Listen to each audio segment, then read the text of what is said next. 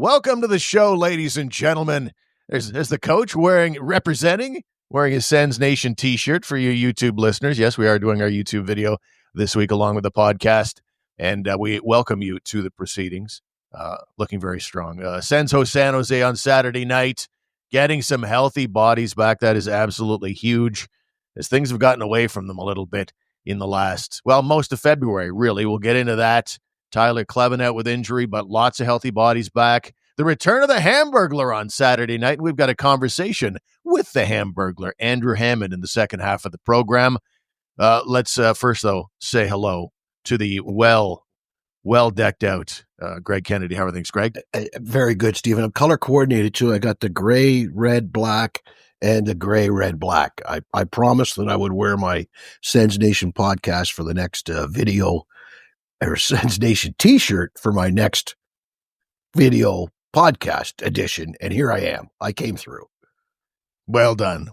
Yeah, the way we're working it for the regular listeners, we're trying to do Mondays, audio-only podcast, and then Friday/Saturday, then we do audio podcast and the YouTube channel as well. So thank you for being with us, whatever platform you may be on. So yeah, I guess we started with the standings and how things have kind of slid away from the Sens in the last little while. Right now, the Sens are out of the playoffs. They're below the line. They're the first team. They're the best of the also-rans right now, but they are 4 points back of Columbus and Detroit. They hold the wild cards right now. The Sens are 4 points back with a game in hand, and they take on the San Jose Sharks. Not exactly the strongest team in the league, but also starting to get better. You know, they gave the Winnipeg Jets a really difficult time, taking them to overtime this week. So when I looked at that, Greg, I said, and it's natural if you're a fan or member of the media to look at the team you're taking on and go, oh, the Sharks, they've been bad for a long time. Again, the Senators, and this has been the case for the last 7 years, they have no right to take anybody lightly. Agreed. Yeah. And it's a tough schedule after. You got San Jose tonight, and as you say, 4 points back, but a game in hand. So, okay, let's call this the game in hand. You better beat San Jose, everybody back and healthy. Monday night, the Caps again, and then Detroit's after that. And it's not, they got rid of all the Western teams. They don't have to worry about the other conference, but the flip side of that is everybody you play now, 3-point games, implications on the playoff picture. It's going to be a tough sledding here, I think. 4 points doesn't sound like a lot, but when you're fighting against so many teams, even like they're tied with 3 other guys, aren't they? They're tied with Boston. They're tied with, help me out, who else they tied with? Tied within the standings right now? Yeah, like they're at 60. I don't think they're tied with anybody right now in the standings. Yeah, no, they are. That's the problem. They're tied with. Well, they're tied in points, but they're ahead of these teams though by regulation and overtime wins. But they're tied in points with the Rangers and the Bruins. So it's that much more crowded, is what I'm saying. Like one of those teams wins one game or gets a loser point, and that 1 point's good enough to get ahead of you and breaks the tie. So you better win tonight to get a little bit of breathing room if you can, and then a tough week coming up after that. So it's going to be interesting. It's fun. This is what we've always said, right? For years, all the people in Ottawa have been saying, just meaningful games down the stretch. Give us something to cheer on and get behind. Well, here it is. You've got about a month and a week or two after, maybe 6 weeks left. So it's time. It's time to give us the show and put the foot on the pedal and let's go. Yeah, and for those reasons, I wonder if these guys are coming back kind of rushing things. When you think about it, they've lost 5 straight. They're 4 points out of a playoff spot. They're taking on a team that they should be very competitive against. They're a better team than the San Jose Sharks are right now. And so that it feels like a game that they really have to have. And so when Brady Tkachuk, Shane Pinto, Josh Norris all come back on the same night, there's a little part of me that's wondering, okay, are they pushing the issue or are they really ready to go? I think they are ready to go, though, Steve. This team has shown all season long that they've been patient with injuries and they want to make sure guys are 100% before they put them back in the lineup. And all 3 of these guys, they were skating on their own, then they were skating with the group, and they all were in regular jerseys regular full commitment, full contact practice on Friday, and they're ready to go. So I think they're ready to go. I think they're 100%. I'm a little concerned about Kleven. I'm still a little concerned about Jensen. He's left practice yesterday. They can't afford to be missing a couple guys on the blue line, although Matt and Paolo's been okay. But I worry about that in that sense, because we all know what happens when the top four gets jigged around a little and people play out of place. They're not quite the same team. But to have the big guns up front, like Tkachuk and Norris lead this team in goals, the two leading goal scorers. And if there's something that's been wrong lately, or even you could say almost the whole year, it's putting the puck in the net consistently. So to have those guys back to solidify the top six, hopefully the six on the blue line are good, and I think we're okay. I think everybody's healthy. Let's do it. February has been kind of a disaster. If you look at February 3rd, the Sens had just won their fifth in a row. Since then, and this is a slump that doesn't maybe feel as bad. I mean, it feels bad because they're out of the playoffs, but it could feel worse if it was 5 losses in a row and we didn't have the Four Nations break kind of cutting it up. But they really haven't looked very good in the month of February, and that includes all those improvements on defense, the goaltending that they had enjoyed for a while. For a while it was Linus Ullmark. For a while, it was Levi Merilainen. Then they decided to send him down, which we've been second-guessing since the day it happened.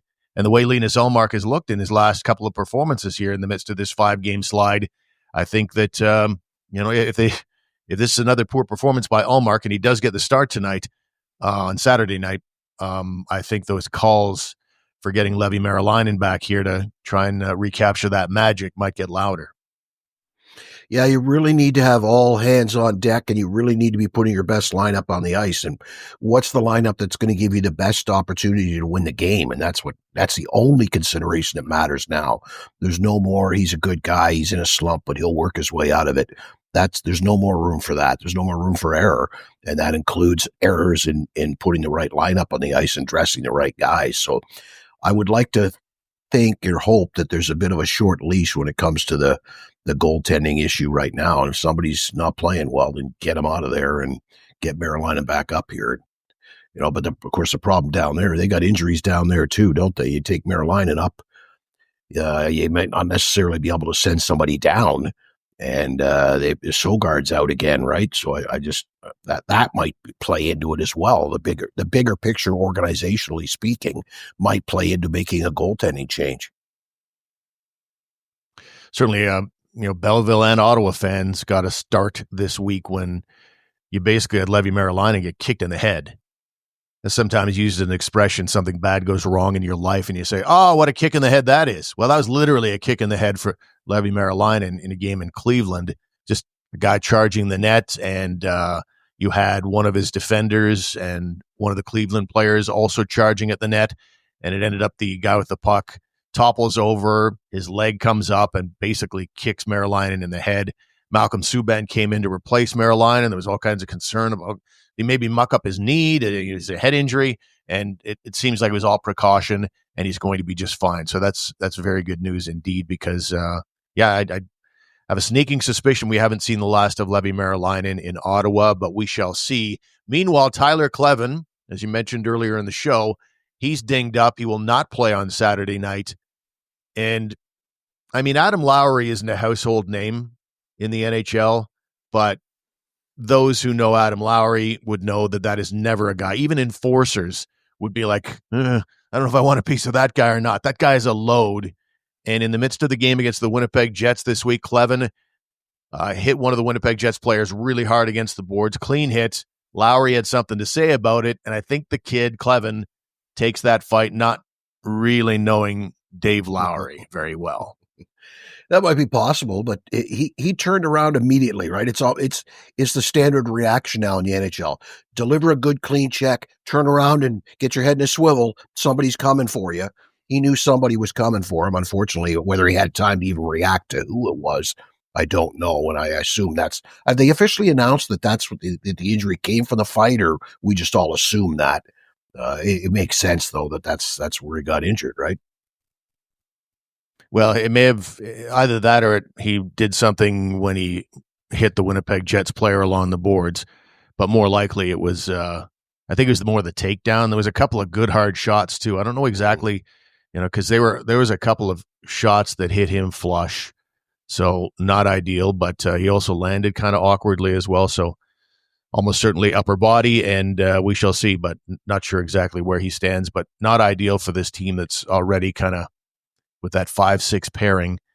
It's not ideal right now because the team has been trying to get its defensive act in order, and there have been some nights where it's looked amazing, and of late in this 5-game slide, there are times when it's already looking a little sketchy, and now you're going to be putting some guys, you're going to be deploying players in place of Kleven, who's been pretty solid this year, and that's not exactly the way you want to have to handle things in the midst of a 5-game slide. Yeah, but I don't know, Steve. Sometimes I think, all right, they're okay. They got it now. And does it really make a difference who the 5-6D is? And then you watch them play and you go, you know what? It does make a difference. I hate to, beat a dead horse, but Travis Hamonic just cannot play more than 10 minutes nowadays in the NHL. And unfortunately, they seem to rely on him a little too much when somebody goes down. JBD is not much better. So it's a tough spot for them. It's depth on the blue line. And that's the one thing, hopefully, what is it, about 7 days left now till the trade deadline. Hopefully something's out there in a depth defenseman role who can come in here and help. Had a nice chat this week with Ridley Gregg. He's going to be I think it's the cover, but the cover for the latest issue of Faces magazine. And I talked to him for about 30 minutes. It's not a long-winded kind of an interview, but got up in the setting away from the room. We were at the Brook Street Hotel. He had the photo shoot. And so then I sat down with him after the photo shoot, and it was the standard short answers. But as it went along, and it got looser and looser, and it was good. And it was interesting to talk about the empty net goal.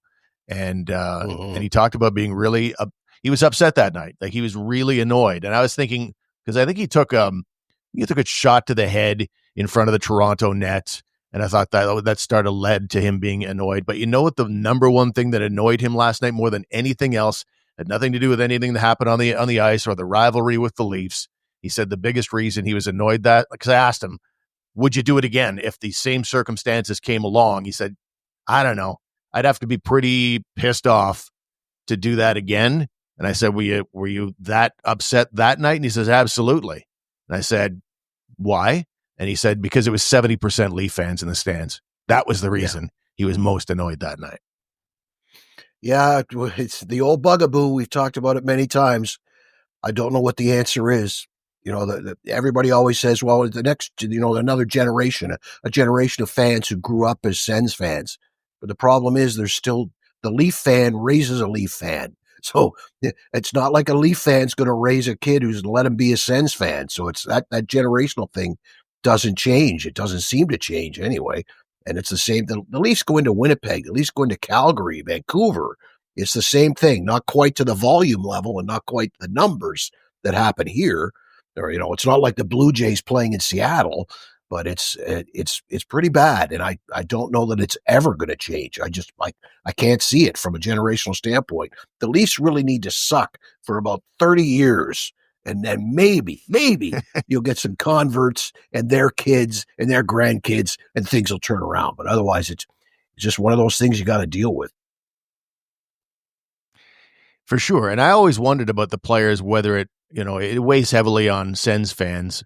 I know Sens fans who don't want any part of going to games against the Leafs right here in Ottawa because it is such an irritant. They don't have fun. Leaf fans make it so that it's basically their building that night, and they try and make it difficult for Ottawa fans to even be there. That's how a lot of fans feel. But I wondered about the players. Would they even notice? And they do. Shane Pinto talked about it. He was interviewed ringside earlier this year in an interview with Kyle Bukauskas, and Pinto was very clear that the boys didn't like it. And Greg had that comment in my conversation with him this week at the Brook Street. And it is interesting because if you're a young player, you've probably never had to deal with anything like this before. You don't know the Battle of Ontario all that well, or necessarily the circumstances of, why all these Leaf fans are here. Shane Pinto, when he had home games at Nodak, it was all North Dakota fans. When Ridley Gregg had, home games in Brandon, all Wheat King jerseys. This is something new. And I found it interesting that it does touch the players as much as it does. It bugs them. Anyway, we should take a time out of the program.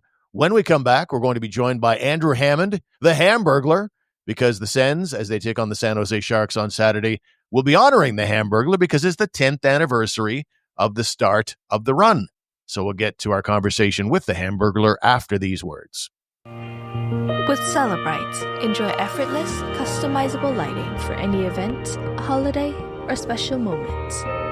Our energy-efficient LEDs blend seamlessly into your home and are easily controlled through our app. No ladders, no hassle, just year-round brilliance.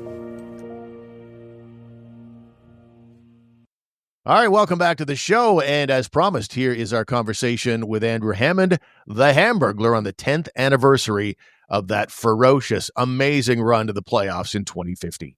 Does anybody call you the Hamburglar still at this stage of the game, Andrew? The odd time. My boss loves to bring it up now. It's usually his lead when introducing me to people, but the Hamburglar. No, not very often, I guess. The odd time. So yeah, let's begin there. Like you talk about your boss. What's the job? What's going on with you these days? We're 10 years out. It's unbelievable since that amazing run you had in 2015. Tell us what's going on with you today. I guess the easiest way to describe it is I'm doing exactly what I thought I would be doing if you were to ask me about 12 years ago. So, I guess I'll just go backwards because I think it's a little interesting side note on all of things, on kind of how everything ended up happening. But like when I was in college, I didn't go to college until I was 21. And as we know, there's kids in the National Hockey League these days that are playing in the NHL at younger than 21. So as a child growing up playing in the NHL, obviously my goal, all of that. But I'm also a little bit of a realist, and I understood that when you're playing your overage year in junior hockey, it's probably that dream, the walls are closing in a little bit. And so I kind of pivoted where my goal was really just play college hockey. If I could get a scholarship, that'd be great. And so when I was in college, my focus was playing as well as I could. Didn't really see myself as at least an NHL prospect. I thought maybe some minor pro I would have at least the option to play maybe if I played well. And so in college, I was always preparing for the quote unquote real world, and got my education, business background. And so now kind of stepping away from hockey, I always had that in the back of my head during my career was, well, what am I going to do after? And I had a lot of friends in kind of the medical sales world, and unfortunately for me, I was unlucky but lucky that I got injured a lot, and I had to learn a lot about my body, a lot more than probably most players do. And so it kind of just from having some friends in that kind of thing, I always thought this was something that I'd kind of jump into after. And so that's what I'm doing now. I work with ear, nose, throat doctors, and really just trying to make sure that patients have the best outcome possible. So however I can help a doctor with basically best practices and whatnot, best uses for the devices that we sell, that's kind of more or less what I'm doing now. So that's what we're up to now. I've been having kids that are busy in hockey and stuff, and all the normal busy stuff you do with a young family. Any coaching? Not yet. Okay. We'll see. So just sipping the coffee for now.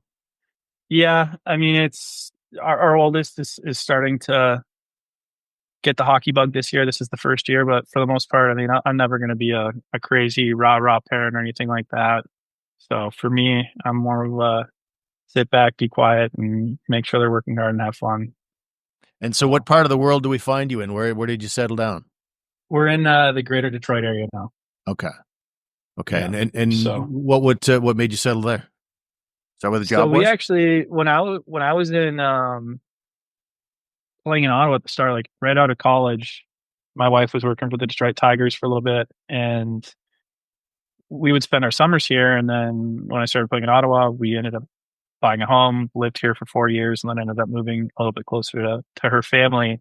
And so kind of as we bounced around after Ottawa all over the place, we got to see a lot of great places. That was one of the highlights. We kind of learned what we liked, and everything kind of brought us back to this area. I think we're Midwest people through and through now, and a lot of friends from whether it be in college have kind of called this home now. And then we just really like the area. I mean, it's a place that gets a lot of crap, at least it used to, but really nice place to kind of raise a family and tons of activities. And I'll be on the record that I think Detroit's it was on the way back now, and I think it's back now. So really enjoy living here.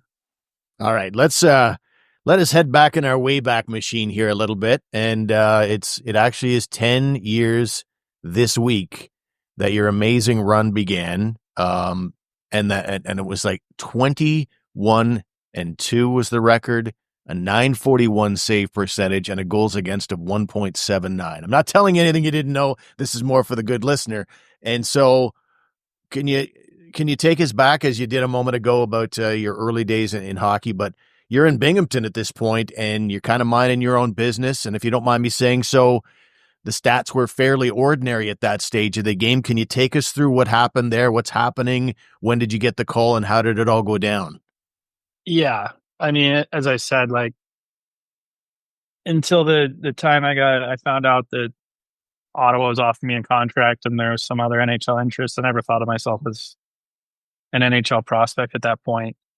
And my first year, the year before this run, like I didn't have a great start. It probably took me 2-3 months to really find myself at the AHL level. And then if you kind of go back, and this is what gave me a lot of confidence moving in that second year, was like I was at like a 925, 930 the last 4 or 5 months of that season, but because I started so poorly, so I was able to build off that strong finish. And then leading into the second year, we all thought that we were going to have a really good team that year, and it ended up just not really falling into place. And the numbers are what they are. I think for the most part, I actually was playing pretty well at that time. There was one game in Lehigh Valley where it's been talked about. I let in 3 goals, and I think the first 25 seconds of the game I got pulled. My goals against for that game was something like 720 and a 0 save percentage. So normally you have a bad game and it wrecks your stats for a week. I think that game wrecked my stats for the season. So they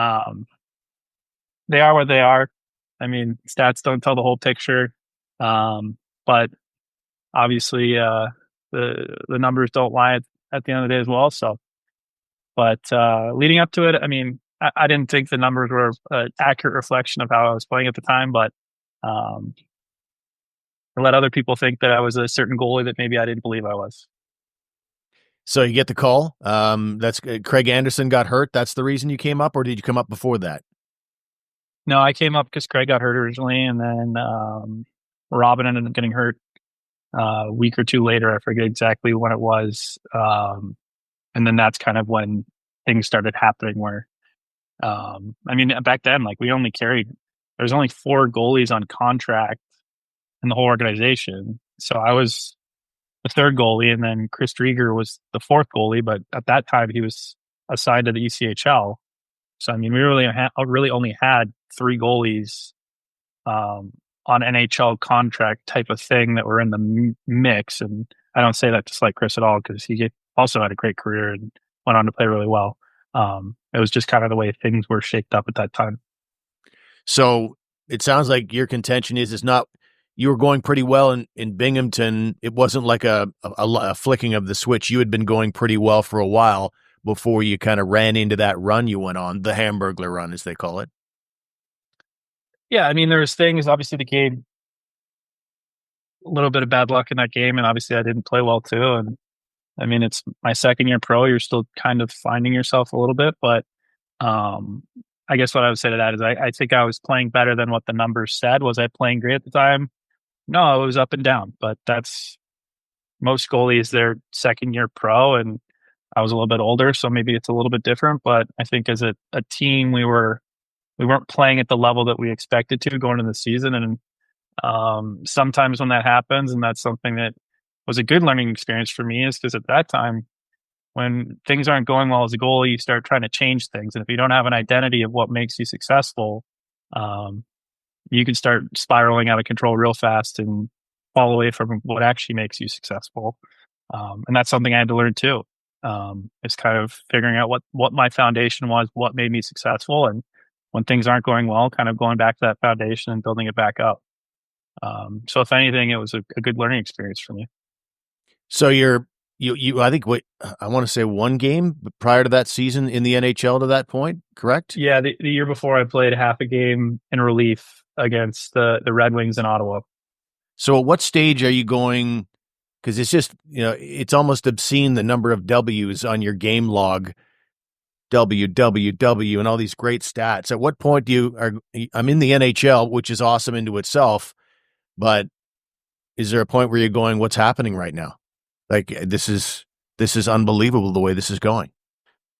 Yeah, I mean, was I trying to manage, I don't know if there's so much emotions, but we'll just call it the noise around everything that, I mean, wasn't an overnight thing, but over 2 weeks, kind of my life changed, but, it didn't at the same time. Like I didn't feel like all of a sudden I was getting, I don't know, some fancy steak that I didn't know existed before or anything. Like as I kind of said before, I think of myself as like a Midwest person that I mean, if you offered me two things, I'd probably choose beer and chicken wings type thing. Like the other stuff didn't really bother me and it was just things that were happening, but I had no say over it. And I think I had a good awareness to just stay out of it. Like I didn't have control over how many media wanted to come in and talk to me or anything. All I cared about was how I was preparing for each game, and the other stuff was out of my control. If there's something from the Hamburglar Run that stays with you today, maybe more than anything else, real positive memory, maybe, like what might that be? Is it a single moment or just the overall feel about that time?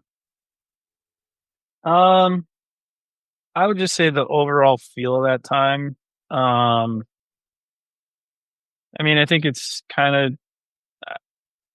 that run in particular, and then just my whole career, I feel like is almost symbolic that the way it happened, that like, that whole thing happened. And then I got another chance later on, whether it be in Colorado in playoffs when I don't play for forever, get a chance to play in game 5, play great. And then it's like another 5 years. It's almost just symbolism to me that like, I mean, that's life. Like you can really want something, you can really work for it. And sometimes it's out of your control. You just never know when it's going to come. I think overall, I'm just really proud that I showed up and I rose to the occasion when I got the chance. And that's kind of what sticks with me. And I don't know, whether it's kids playing hockey, they don't make a team or something, or people in their everyday life, you don't really have control over everything. Sorry, my daughter's trying to interrupt right now. That's okay. Go see mom. I think back, Andrew, because back then I did the morning show at TSN 1200 for such a long time. And I remember the hype factor going on there. Like the TSN national news desk they're wearing the masks.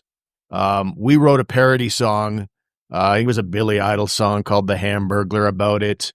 There was also a moment where we decided we would make 10,000 Hamburglar masks and give them out at the game. Unfortunately, they got caught up in shipping, and so the whole staff got together and we're putting those stupid little elastics on these masks, so they're ready for the game.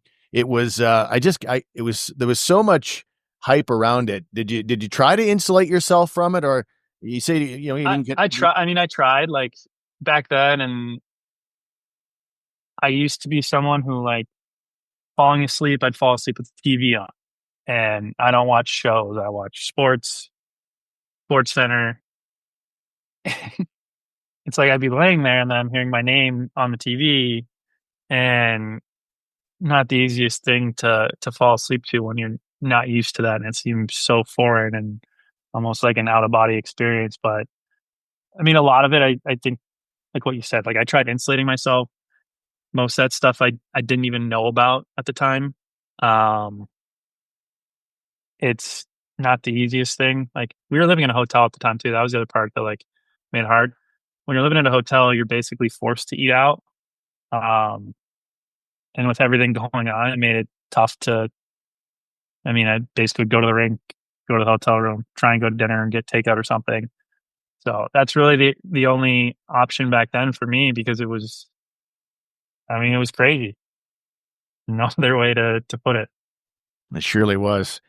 Now, speaking of eating, there's all kinds of urban legend about McDonald's and about food for life and gift certificates for whatever it is. What exactly? Because they were obviously trying to capitalize on an amazing marketing opportunity and all that stuff. What actually happened? What did they provide you with? So I was given. I don't know the exact dollar value. It could have been anything from like $1,500 to $2,500 or $3,500 worth of gift cards. It was like 5 or 6 gift cards, and then I was also given a frame within it was a picture of me holding up the hamburger, and then below it was a credit card, a McDonald's credit card with my name on it and stuff. But it was in the frame, so I've never taken that out. I don't know if there's any value on it or if that is more or less a kind of just a prop type of thing, like symbolic, I guess. So I still can't answer it. I don't know if I'll ever have the answer. I'll try it. If I'll say this, there's a little maple leaf on it, so I think if the card does work, it probably only works in Canada. Gotcha. Well, ship it up to us. We'll have a snack. Now, afterward, let's talk about the other side of the coin. At the in terms of your spectrum of your time in Ottawa, you were part of the Kyle Turris, Matt Duchene trade. Was that out of the blue? Was that a shocker to you? No. How that whole thing developed was so the season after, I guess the first year of the extension I signed, I started having, I don't know, some hip pain type stuff and did treatment over the summer. And that summer is when they hired Guy Boucher. And I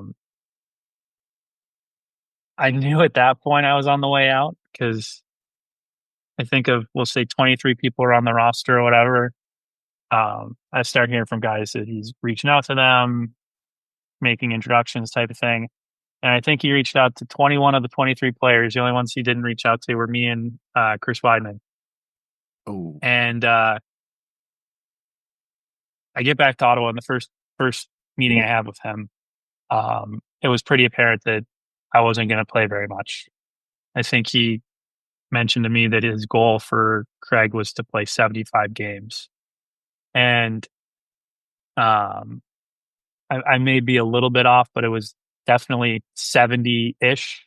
Wow. And I remember I got told before the first West Coast trip that I wasn't going to play on it. And that was going to end up being like almost like a month into the season that I didn't play. And I ended up getting, I get hurt multiple times. I pull my groin first game in Calgary. And then I get like a high ankle sprain later on that season. And then finally end up getting hip surgery. And so the following season, the season that the trade with Turris and Duchene happened, I came back and I was supposed to play in Toronto in an exhibition game, and I'd been told all summer that I was getting traded. I'm getting traded. And at this point, we were basically mutually agreed that that would be the right decision for everyone. And so I show up to training camp, supposed to play in Toronto that night for a preseason game. And I get called into Pierre's office, and Pierre says, listen, we're as close to a trade as we've been, but it's not going to get done today. If you are to play tonight and get injured, obviously the trade will be null and void. we'll leave it up to you what you want to do. And then we basically agreed that it'd be best if I don't play.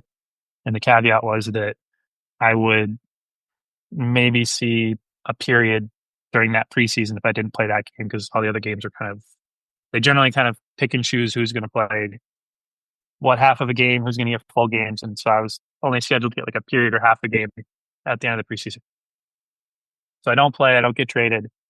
And then I get sent down to Belleville and not playing again. First game, so they'd signed someone, a veteran in the American League, to kind of be the number 3 goalie. And so then I'm there, and there's like 3 or 4 of us on the roster in Belleville. And so I don't start either of the first 2 games. And so I'm thinking, okay, I'm buried here. I'm just here to rot out my contract type of thing. And in a hotel and out to dinner, Randy Lee calls me. Hey, we've traded you to Colorado, and they're going to leave you on assignment to Belleville because they're splitting the American League team with St. Louis at the time in San Antonio, so they only had a spot for 1 goal each. More or less, probably just a contract thrown in. And so that was a difficult situation. I was told that they were going to let the best goalie play in Belleville, and that it didn't matter contractually that I was Colorado's product or whatever. And that lasted for about 2 weeks until I was basically left at home for all the road trips and ended up getting called up to Colorado because someone got hurt and everything went crazy the rest of the night. That's basically like post-run Ottawa, how all that unfolded. Right. And so between then and when you decided to call it quits, what was it? Was health a big part of that? You had talked about the number of injuries you've had over the years. In the end, it was like when I was back in when I got traded to Montreal, played a few good games, and then got kind of a freak accident in Calgary playing where like they drill the pegs on the goalposts, and so they had drilled a hole a little big for how big the peg is. So there was a play where I basically had my foot against the post. I went down, my skate blade went in the hole and underneath the post. Then when I dropped, I felt a pop. Oh no! And there was no real diagnosis per se, and I was doing better. And I think Carey was coming back at that point, so there wasn't really a need for me. But because I played well, they wanted to do right by me, and they sent me to New Jersey, and my ankle never got better. And I tried playing the rest of the year in New Jersey on basically one leg. It didn't go well, and then had surgery right after the season, and it just never really healed properly. Well, it's certainly a neat thing that's going to be coming up soon, just sort of looking toward the future here, and that the Sens are bringing you back in early March. Did they outline any plans as to what's happening that night? I'm not sure yet. Okay. I don't know for sure what the whole plan is, so we'll see. Okay. And I have to ask, did you get a chance to watch any of the Four Nations? I did. I tried watching as much as I could. It was as locked into being a hockey fan. Almost the last time I can remember being that into hockey would be 2010. Wow. Like, I don't remember being a fan like that in a long time, where it was that entertaining. So kudos to the players. I mean, obviously the NHL facilitated getting it organized.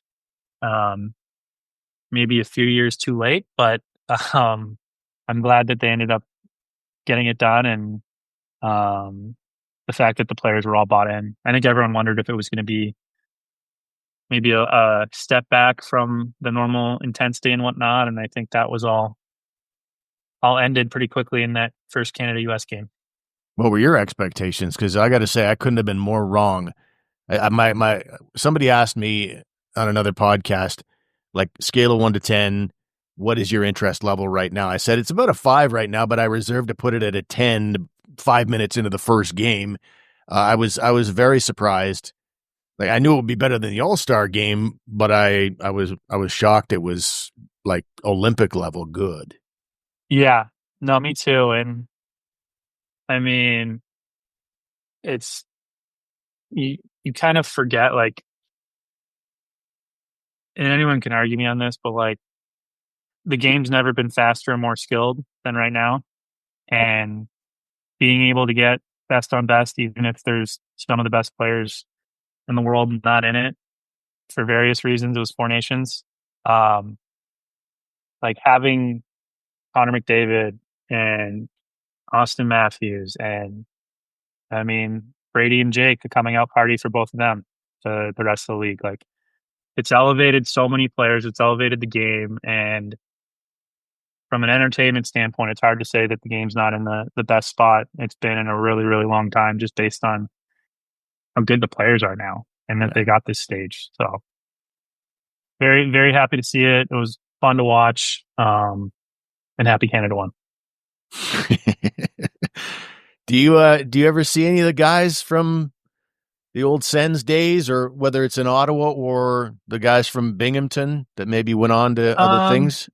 I don't see them as, I mean, I've seen a few over the odd times, depending on like, everyone's so spread out. Before like weddings and stuff, we'd run into each other a lot. If I'm ever in a city, like I saw Clark MacArthur maybe a year and a half ago, when I was down in Florida.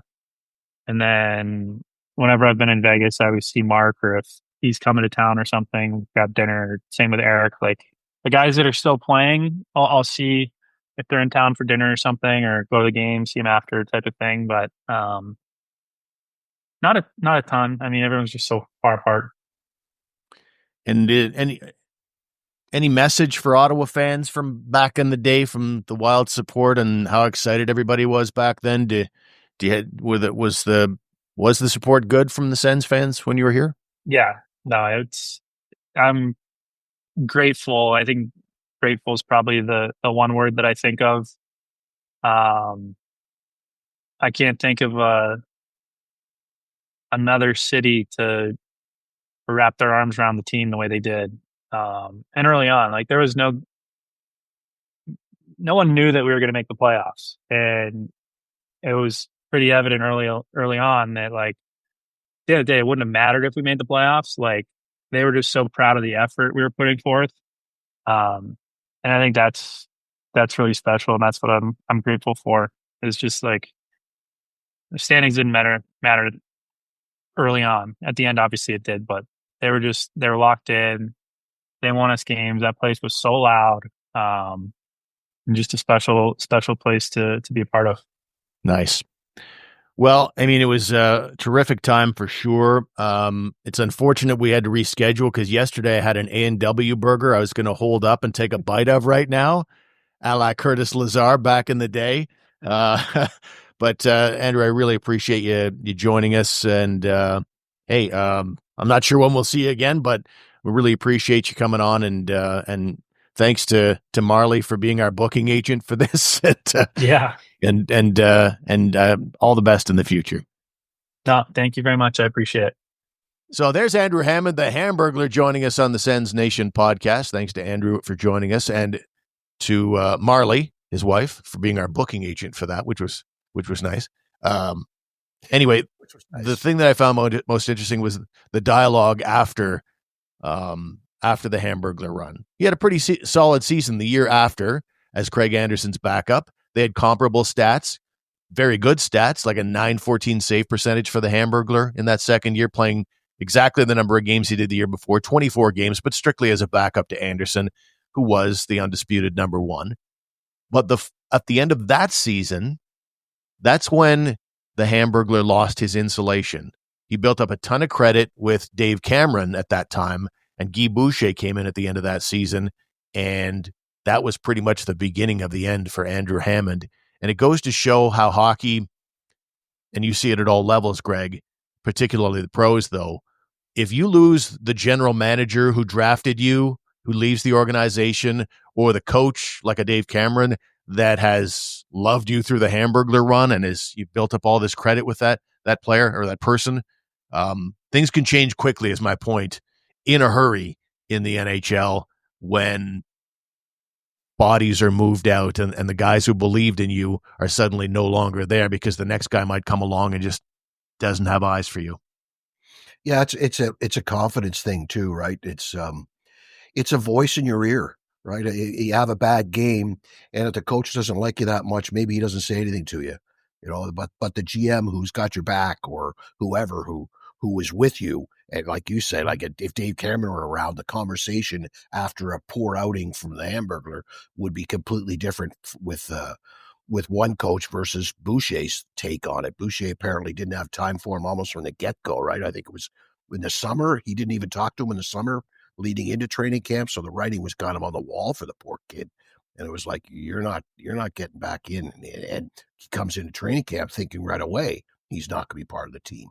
So that hurts you right off the bat, right? Yeah.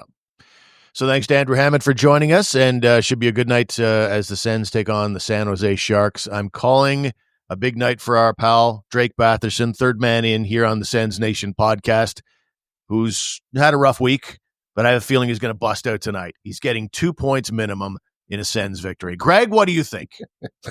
Well, I'm going to go place my bet right now, Steve. 2+ points. Is he going to score? Anytime goal scorer? He'll get at least one goal. Okay, done. I'll place the bet now. Nice. Well, they've got to get it going. The room for error is long gone. And again, as we mentioned off the top, 4 points out of a playoff spot. They have a game in hand on Columbus and Detroit. Got teams like the Rangers and the Bruins who are right on their tail as well. You cannot give away points to the lower end teams in the league. I'm not saying take them lightly, but that is a game they need to have tonight. So we'll see how it goes. And we'll call it quits right there. Don't forget that our website is sensnationhockey.com. And as well, check out the Hockey News Ottawa, thn.com/Ottawa. We've got our URLs all straightened out now, thn.com/Ottawa. Thank you so much for being with us. Enjoy your weekend, Greg. Yeah, have a good night. Thanks, Steve.